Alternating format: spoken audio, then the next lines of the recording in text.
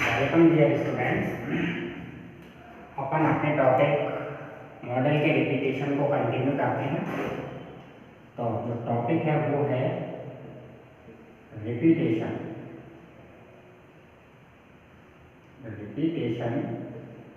Of models.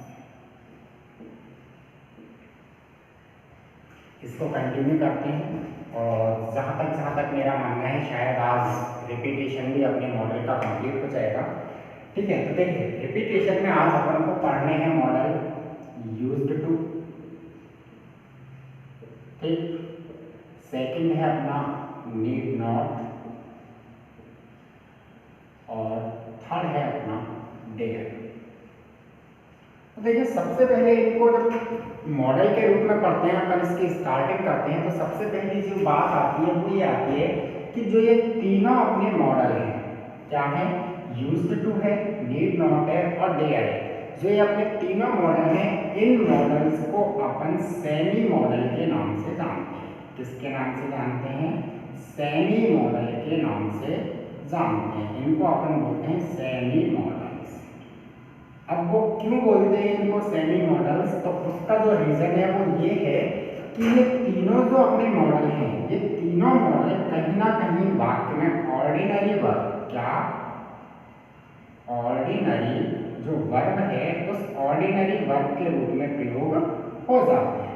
तो used to है, need not है एंड डेयर है। जो ये अपने तीनों मॉडल हैं, ये तीनों मॉडल किसी भी सेंटेंस में ऑर्डिनरी वर्ब के रूप में भी प्रयोग किए जा सकते हैं। अर्थात इन तीनों का प्रयोग प्रिंसिपल जो एक ऑर्डिनरी वर्ब होती है, जिसे अपन नॉर्मली कहते हैं मेन वर्ब, उसके रूप में भी, किसके रूप में भी, मेन वर्ब के रूप में भी, एमवी के रूप में भी अपन इन तीनों का सेंटेंस के अंतर्गत प्रयोग कर देते हैं। इसलिए इन तीनों को used to, need not and dare, इन तीनों को अपन यहाँ जानते हैं सेमी मॉडल के नाम से।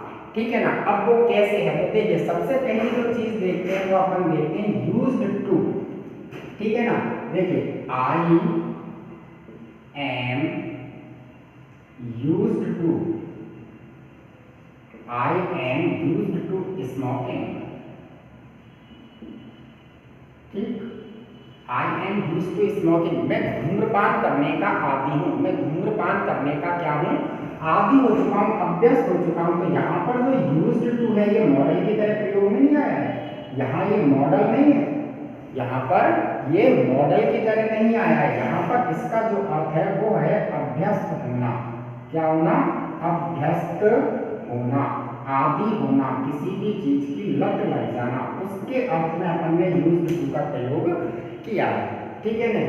सेकंड देखते हैं तो ये है ही नीडेड योर हेल्प, उसे आपकी मदद की आवश्यकता थी। He needed your help. तो यहाँ पर अपन ये देखें नीड जो ये है ये भी मॉडल की तरह यूज नहीं हुआ है, यहाँ भी इसका जो प्रयोग हुआ है वो किसकी तरह हुआ है? मेन वर्ब की तरह अपन ने इसका प्रयोग किया है। और ये है he dares not to touch him, to touch me कर दो, he dares not to touch me। ठीक, तो यहाँ पर जो ये डेयर है, ये डेयर भी मेन वर्ब की तरह प्रयोग में लाया गया है। तो इसलिए यूज्ड टू, नीड नॉट और डेयर, इन तीनों मॉडल्स का प्रयोग ऑर्डिनरी वर्ब की तरह वाक्य में हो जाता है। इसलिए इन तीनों को नाम दिया जाता है सेमी मॉडल। क्या नाम दिया जाता है? Semi model. क्यों? क्योंकि ये दोनों ही फंक्शन क्रिएट करते हैं, ऑर्डिनरी वर्ब की तरह भी यूज होते हैं और as a modal auxiliary verb की तरह भी वाक्य में ये प्रयोग हो जाते हैं। अब अपन को रिपीटेशन में पढ़ना है इनका यूज के मॉडल की तरह, इनका यूज कब और किस प्रकार के वाक्य में, किस प्रकार के मोड ऑफ एक्सप्रेशन को शो करने के लिए किया जाता है। तो देखिए अपन मॉडल की तरह जब यूज पढ़ते हैं तो वो किस प्रकार से होता है। ठीक है ना। तो अपन सबसे पहला मॉडल जो है वो रिपीटेशन में वो आज अपन रिपीट करते हैं यूज्ड टू। क्या होता है? Used to. ठीक, यूज्ड टू सबसे पहली चीज देखते हैं यूज्ड टू के बारे में। तो यूज्ड टू जो होता है वो टेंस कौन सा होता है, पास्ट। कौन सा होता है, पास्ट टेंस। कि यूज्ड टू का प्रयोग पास्ट टेंस में ही किया जाता है। अर्थात जब यूज्ड टू का प्रयोग हो जाता है तो टेंस ऑटोमेटिकली कौन सा हो जाता है, पास्ट हो जाता है।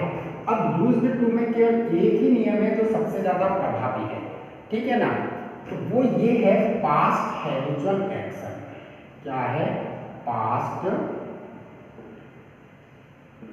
Habitual action. कोई भी भूतकालीन आदतन कार्य, भूतकालीन आदतन क्रिया, कि भूतकाल का, किसका, भूतकाल का आदतन कार्य जब भी दर्शाया जाता है, किसके माध्यम से दर्शाया जाता है भैया, यूज्ड टू के माध्यम से दर्शाया जाता है। कि भूतकाल की किसी भी आदतन क्रिया को, किसी भी हैबिचुअल एक्शन को दर्शाने के लिए अपन वाक्य में प्रयोग करते हैं यूज्ड टू का, ठीक है। अब बात यहाँ आती है, तो अपन ने एक मॉडल और पढ़ा था जो था अपने पास वुड। कौन सा था अपने पास, वुड। इस वुड के माध्यम से भी कहीं ना कहीं अपन ने पास्ट हैबिचुअल एक्शन को शो किया। वुड के माध्यम से भी अपन ने क्या दर्शाया, पास्ट हैबिचुअल एक्शन दर्शाया। तो ये है कि यूज्ड टू और वुड, इन दोनों के माध्यम से ही अपन क्या शो करते हैं, पास्ट हैबिचुअल एक्शन को शो कर देते हैं। लेकिन भूतकालीन आदतन कार्य को दर्शाने के लिए सबसे पहली प्राथमिकता किसको दी जाती है, यूज्ड टू को दी जाती है। यदि यूज्ड टू अपने पास विकल्प में, ऑप्शन के रूप में नहीं होता है, तो अपन वुड के माध्यम से पास्ट हैबिचुअल एक्शन को दर्शाते हैं। तो यही चीज है कि किसी भी वाक्य में यदि पास्ट हैबिचुअल एक्शन को शो किया गया है तो उसके लिए सबसे पहले जो यूज किया जाता है वो होता है यूज्ड टू। यदि यूज्ड टू ऑप्शन में नहीं है तो वुड को प्राथमिकता दे दी जाती है, ठीक है। और यदि ब्लैंक स्पेस के बाद अपन को टू दिया गया है तो भी अपन को पास्ट हैबिचुअल एक्शन किससे शो करना है, यूज्ड से ही शो करना है, ठीक है। अब वो एग्जांपल से देखते हैं कि अपन पास्ट हैबिचुअल एक्शन को अपन किस प्रकार से शो करते हैं। तो देखिए सेंटेंस है, he blank space swim and Howard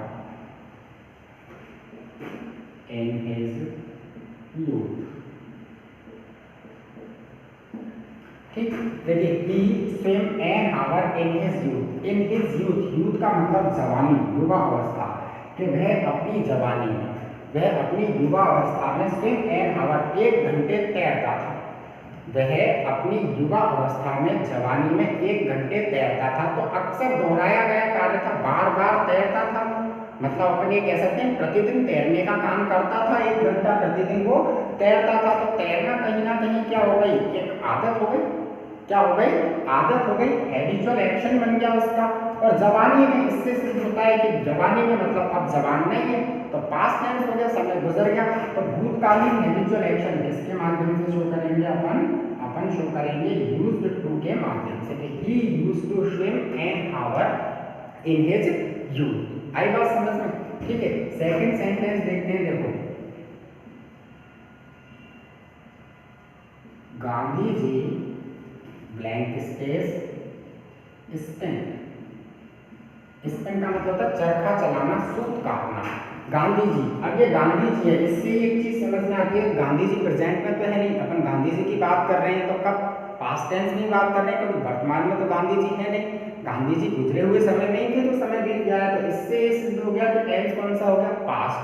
अब इससे गांधी जी चरखा चलाते थे, गांधी जी सूत काटते थे, तो रोज ही काटते थे, बार बार एक क्रिया दोहराई जाती थी उनके द्वारा, तो वो हैबिट हो गई उनकी, हैबिचुअल एक्शन हो गया। तो ये भी हो जाएगा Gandhi ji used to spin, Gandhi ji चरखा चलाया करते थे, गांधी जी सूत काटा करते थे।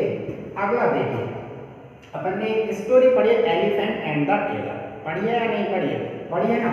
देखिए उसकी एक लाइन आती है, the elephant used to go to river to take bath, the elephant used to go to river to take bath. हाथी नहाने के लिए नदी पर जाया करता था।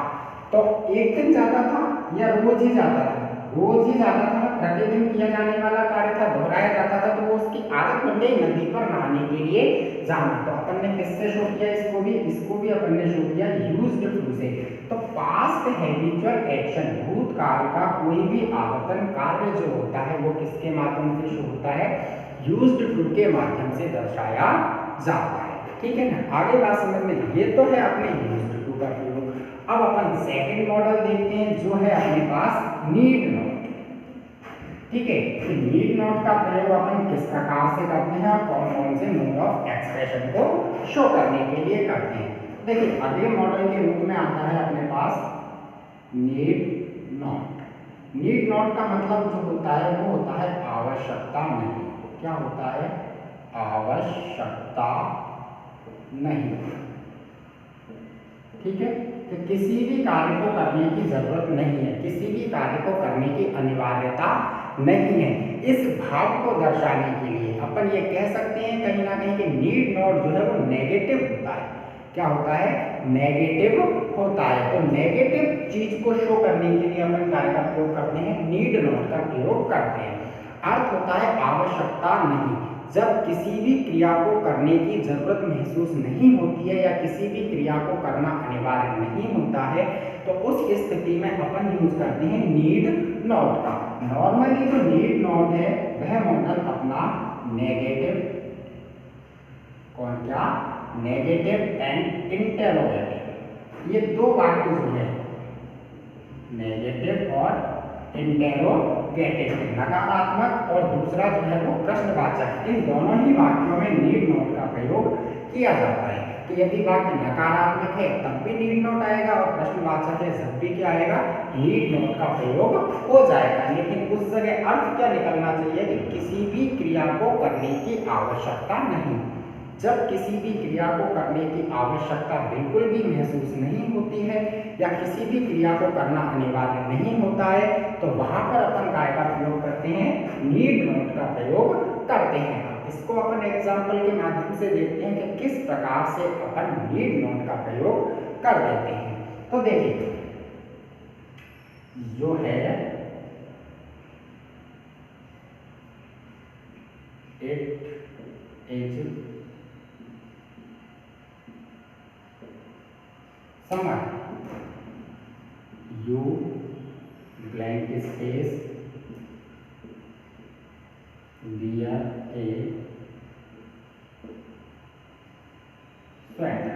देखिए, इट इज समर, गर्मी है, इट इज समर, या फिर अपन बोलेंगे इट इज हॉट, गर्मी है, इट इज हॉट, गर्मी है, या इट इज समर, गर्मी है। यू वियर ए स्वेटर, आपको स्वेटर पहनने की जरूरत है या नहीं है? गर्मी है तो गर्मी में स्वेटर पहनने की आवश्यकता होगी या फिर नहीं होगी? नेचुरल सी चीज है, नहीं होगी। क्यों? क्योंकि गर्मी पड़ रही है तो स्वेटर पहनने की आवश्यकता नहीं है, वो जरूरत नहीं है। तो इस चीज को दर्शाने के लिए अपन काय का प्रयोग करेंगे? अपन यूज करेंगे need not. It is hot, गर्मी है, you need not wear A sweater, आपको स्वेटर पहनने की जरूरत नहीं है। अगला देखें तो देखिए, दूसरा है जो एग्जाम्पल है वो है this is a useless issue, it is a useless issue, so we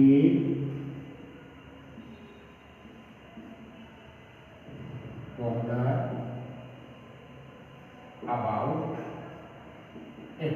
समझना, देखिए, it is a useless issue, यह एक अनुपयोगी, यूजलेस व्यर्थ का इशू मुद्दा है, मामला है। यह एक व्यर्थ का, अनुपयोगी, बेकार का मुद्दा या फिर मामला है। इशू का मतलब मुद्दा या मामला, यह एक अर्थहीन, महत्वहीन, बेकार का मामला है। सो इसलिए वी बॉदर अबाउट इट, हमें इसके बारे में चिंता करने की जरूरत है या नहीं? चिंता करने की आवश्यकता होगी या नहीं होगी? जब बेकार का मामला है तो उसके बारे में चिंतित होने की आवश्यकता होगी या नहीं होगी? नेचुरल सी चीजें नहीं होगी, तो ये वापस हो जाएगा we need not bother about it. ठीक है, कि we need not bother about it, हमें इसके बारे में चिंता करने की आवश्यकता नहीं है। और भी एग्जाम्पल है, देखें अपन और भी एग्जाम्पल को देखिए। It is bright sunlight, bright sunlight,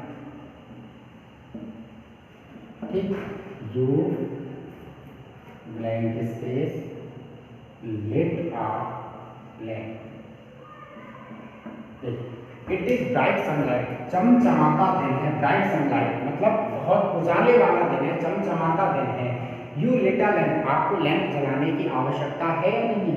जब बहुत चमचमाता दिन है, उजाला है, बहुत अच्छी तरह से दिन निकल रहा है, तो डेफिनेटली उजाला है, तो बहुत उजाला है, बहुत चमचमाता दिन है, तो आपको लैंप जलाने की आवश्यकता है या नहीं है? डेफिनेटली बात है नहीं है। नहीं है तो फिर नेगेटिव मीनिंग, और नेगेटिव मीनिंग में फिर क्या यूज करोगे?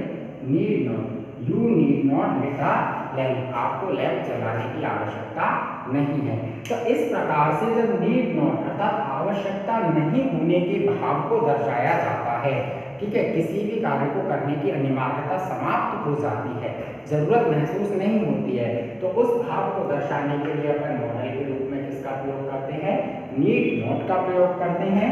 और नॉर्मली नीड नॉट जो मॉडल है वो नेगेटिव और इंटरोगेटिव सेंटेंसेस में ही यूज होता है, ठीक है। इससे आगे अपन तीसरा जो मॉडल है उसके बारे में स्टडी करते हैं, और जो तीसरा मॉडल है वो है अपन का डेयर, ठीक है ना।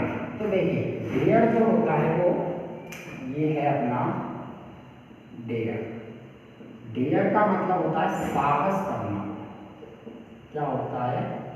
साहस करना, या इसका सेकंड मीनिंग जो अपन लगाते हैं वो होता है दुस्साहस करना। दुस्साहस करना, कि जब भी अपन को वाक्य में अर्थ देना है कि आपका साहस कैसे हुआ, आपकी हिम्मत कैसे हुई, आपने ये दुस्साहस किस प्रकार किया, आपने ये दुस्साहस कैसे किया, आपने ये दुस्साहस क्यों किया, जब भी अपन सेंटेंस में इस प्रकार के भाव को दर्शाना चाहें, इस प्रकार के अर्थ को दर्शाना चाहें, तो अपन वहां मॉडल के रूप में किसका यूज करें? वहां मॉडल के रूप में अपन यूज करें डेयर का। कि डेयर का मतलब दुस्साहस करना या साहस करना। तो जब भी अपन इस भाव को, इस अर्थ को वाक्य में दर्शाना चाहते हैं, वहां डेयर के रूप में अपन मॉडल को, डेयर को मॉडल के रूप में यूज कर देते हैं। यह भी नीड नॉट की तरह प्राय किस प्रकार के वाक्यों में आता है? नेगेटिव या फिर इंटेरोगेटिव, ठीक है ना। ये भी नेगेटिव या फिर इंटेरोगेटिव दोनों ही वाक्यों में प्रयोग में लाया जाता है। अब वो कैसे लाया जाता है? तो देखिए जो है वो ये है कि पाकिस्तान,